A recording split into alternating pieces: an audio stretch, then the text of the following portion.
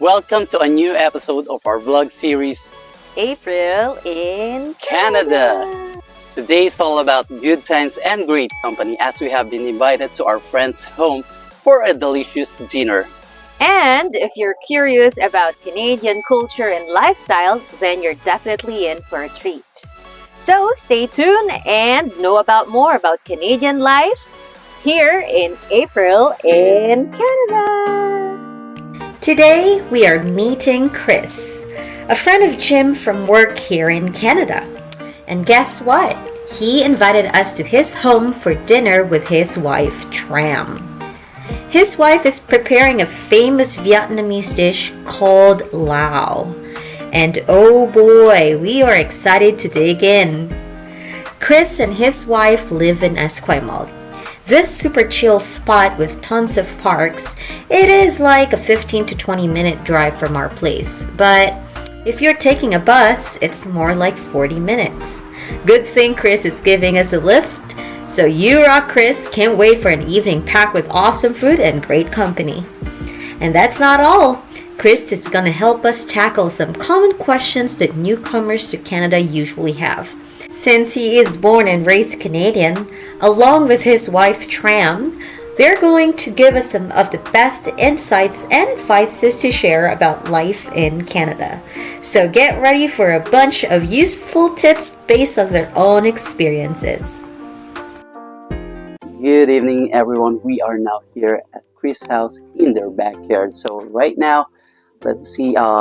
We are so excited because they are now cooking an authentic Vietnamese food. So we're so excited to try it, and then we'll be asking Chris and his wife some few questions. Let's go.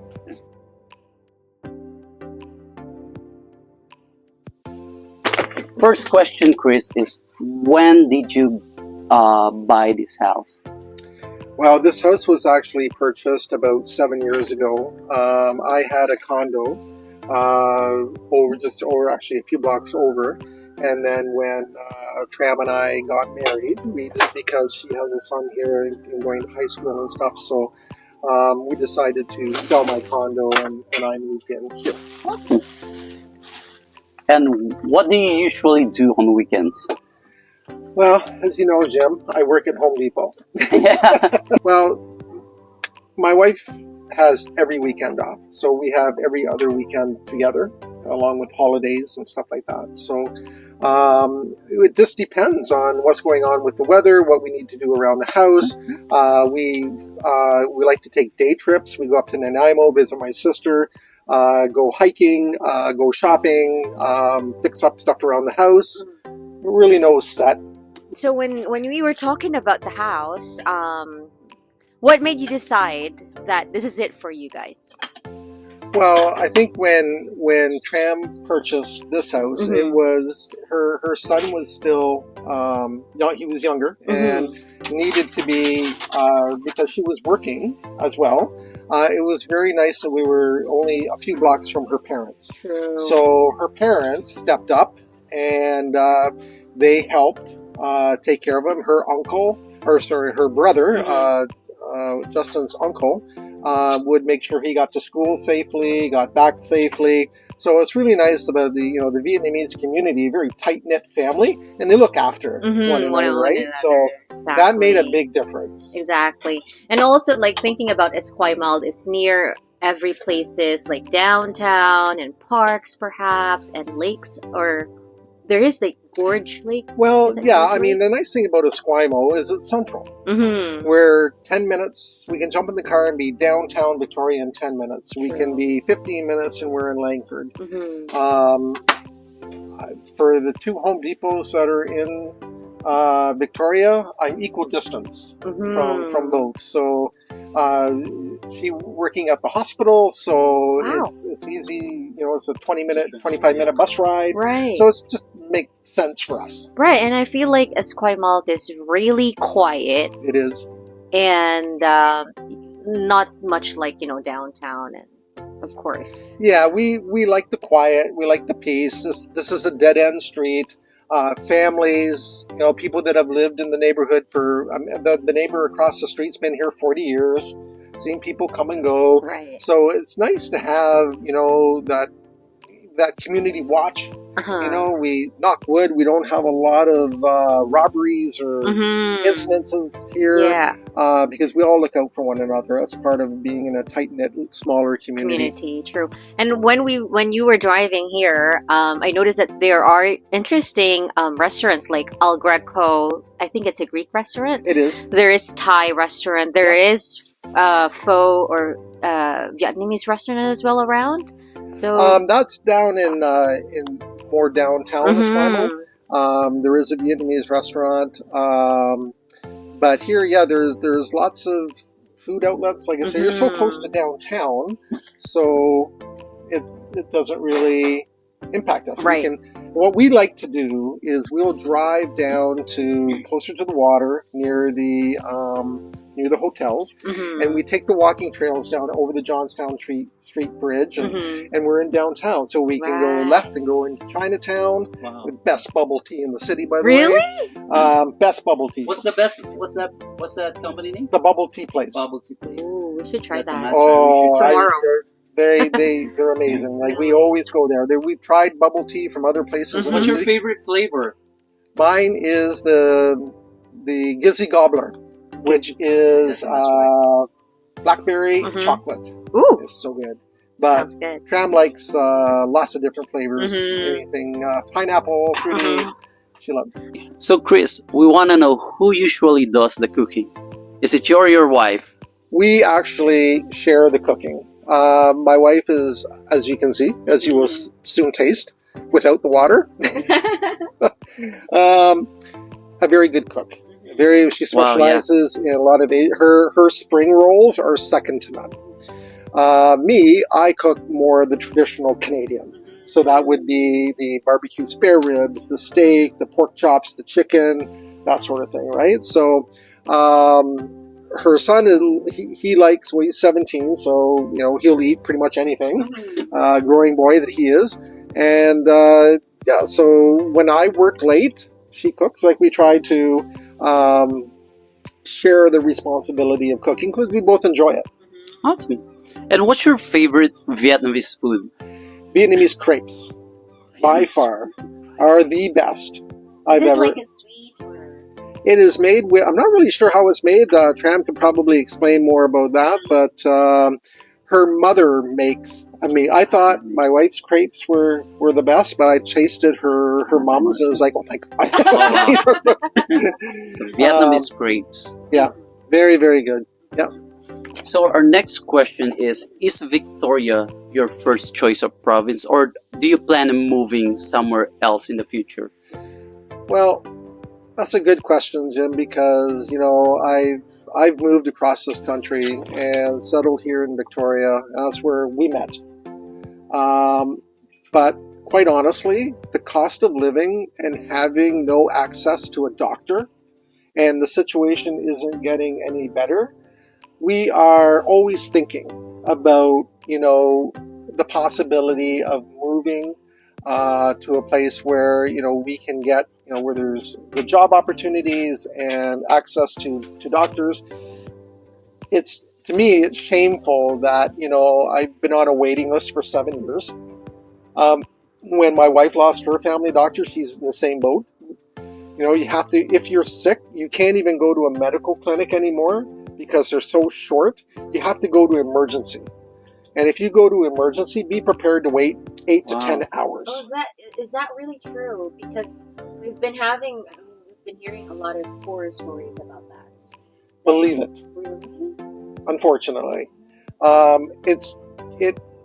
don't think it can get much worse. It will. The provincial government is trying to address it. They're trying to attract more doctors to the area. But a lot of them don't want family practice anymore because there's no money in it. True.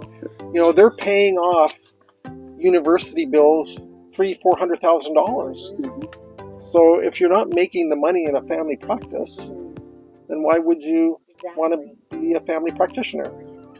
We're really not sure what to put, so Yeah, she'll show you how we do that. Oh, okay. Yeah, and waste. But you know what? I can try. I'm already excited with the smell. Or here? Here? Should I put it here first? No, you put it there after that. You scoop it. Ah. For those of our viewers considering immigration to Canada, what level of English proficiency is required for them to adapt successfully? Well, I think that really depends on what kind of job they're going to go after. If you're going after something like in the hospitality, restaurant, you need a decent command of the English language to be able to communicate well with your customers. If you're going into the trades, construction, those sorts of activities, then you can get by with limited English, but it would always be encouraged that you take English classes to improve those skills, because if you do that, it's going to just open more doors for you. And this might be a tricky question. Do you think should people rent or take out mortgage to buy a home? Because as you know, experts are saying that there might be a recession next year. Well, that's been an issue for not just people new to the country, but for existing younger Canadians. We've seen our interest rates go up dramatically, whereas making it harder and harder for anybody to get a first-time mortgage, unless you can save and get that education and income that you need. It's really sad, because a lot of people have just determined that they're going to continue to rent. It's a situation that it applies to everyone. It doesn't matter if you're new to the country or if you were born here. It's sad. A few years ago, it was next to nothing to borrow money, and now the Bank of Canada has raised the interest rate, so it's going to be challenging no matter what. Do you think discrimination is usual in Canada? Well, unfortunately, Jim, Canada is no different than any other country in the world. We have people living here that discriminate, they're prejudiced, they're biased, they're ignorant. You're going to find that everywhere. But the main difference with Canada is that they have ways of dealing with it. Discrimination isn't tolerated. There are laws to protect you. And there are many companies with HR departments that enforce it to make sure that everyone is included. So there's a lot of inclusiveness. There is a lot of fair opportunity for everybody. Are you going to run into somebody that might have a little bit of prejudice or bias? Yeah, you are, unfortunately, but it's not commonplace here.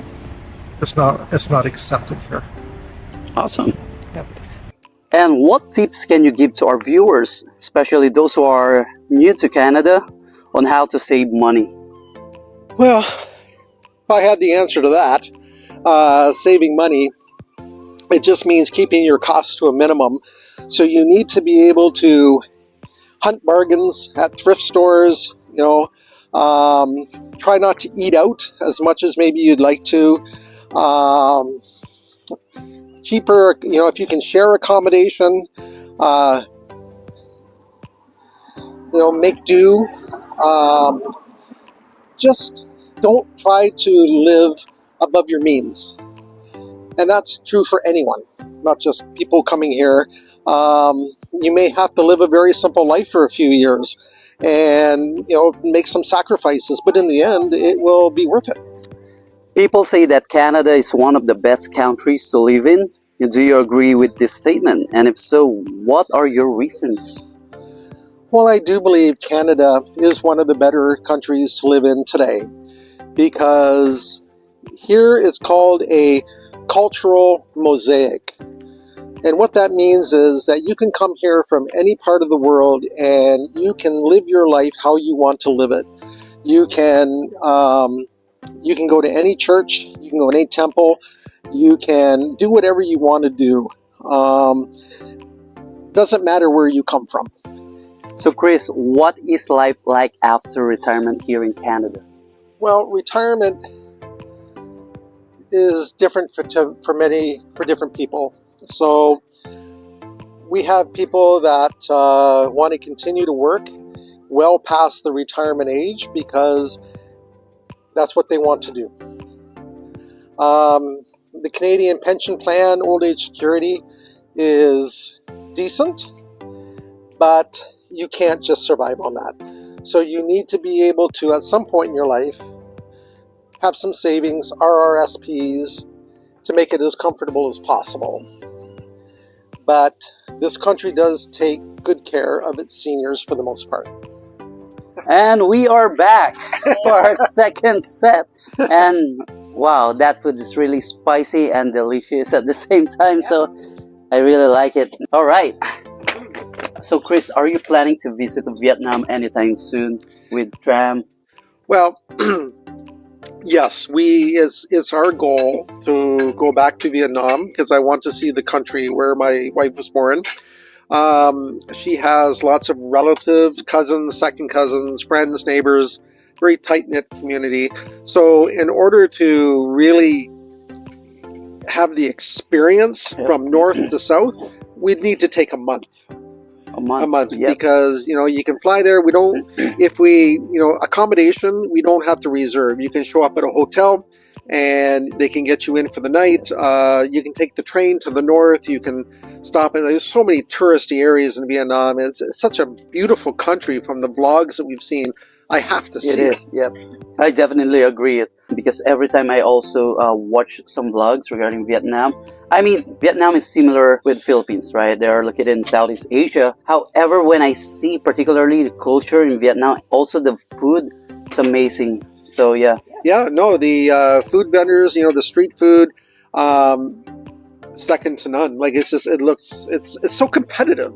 I really don't know how the vendors can really make money because they're so close to one another, right? But they make it work. So. And our next question is, can you give some tips for the people who are planning to immigrate here in Canada? Well, the first thing that I would advise people is to do your research because Canada geographically is a very large country, very sparsely populated. So people tend to migrate to the larger cities, Vancouver, Calgary, Edmonton, Winnipeg, Toronto, Montreal, Halifax, all fine cities. Awesome. But there's lots of other smaller cities and towns that can be just as welcoming, just as good, just as, they might be a little more financially better. Like we just came back from Osoyoos, which is in the Okanagan Valley in the BC interior, town of about 5,000 people.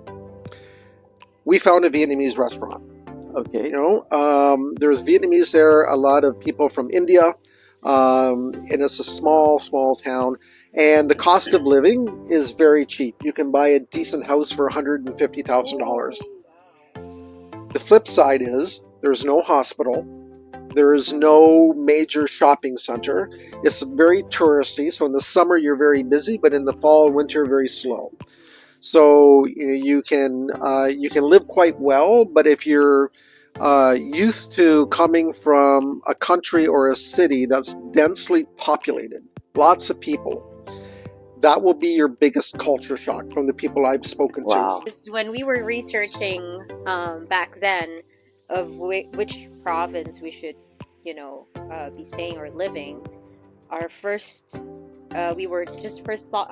thought were like Ontario or Alberta or Vancouver, because that's the most popular thing, and we always hear those places. Yeah. And not knowing that, we had our research, but in particular in Victoria, but because my school was the tuition fee is cheap, we had to be here. Well, that can be the trade-off. Right. Yes, the University of Victoria does offer cheaper tuition than, say, University of Calgary or those places, but the trade-off is your living expenses. True. So you can find cheaper accommodation in some of the smaller cities and still access very good universities. Mm-hmm. And more universities are now offering online courses. Exactly. And the thing is, not everybody is meant to be in school. So if you have a skilled trade, if you want to be a plumber, if you want to be an electrician, if you want to be in construction, if you want to be, work with your hands, sky's the limit. Mhm. And the thing is about Victoria and British Columbia that, if if you have a good work ethic, you can get a second job. You can go into serving at restaurants because here in the Western society, people who patronize restaurants tip. Mhm. My background in restaurants, I worked with servers that bank their paycheck and live off their tips. Really? So it can be very lucrative Mhm. if you have good command of the English language, you like public service, you like serving, you can really make and the thing is they have very short, you can work part-time. Mhm. You can work Fridays and Saturdays, which are the busiest times for restaurants, and come home with $200 Yeah. a night. Right. True. Exactly. So it's not really time consuming, Mhm. and yet you're getting decent money. True. So guys, again, it's already 9 in the evening, and then we're very full. And again, Tram and Chris, thank you so much for this very delicious Vietnamese cuisine. It's What's it called again? Lao. Lao, yeah. not Now, I keep telling Chris that before, every time I hear Vietnamese cuisine, it's all about pho. Now I have a new favorite. It's called Lao. And before we say farewell for this lovely evening, I just wanna say, Chris, again, thank you. Tram, thank you so much. And guys, it's a must watch. Okay, it's a must watch. Chris and Tram will have their own YouTube channel. All right, and Chris, do you wanna invite our viewers right now from the Philippines, Vietnam, or different parts of the world to watch your Yes. YouTube video? Absolutely. It's going to be called Vietnamese in Canada, eh? Eh? So it's going to be about our life in Victoria, British Columbia, all the things that make life so rich here in Canada, all the things that we do. We're very busy, and we want to take you on the ride with us, and we hope you will enjoy it. All right, yeah, guys. So again, thank you so much for watching, and we'll see you on our next vlog. Bye.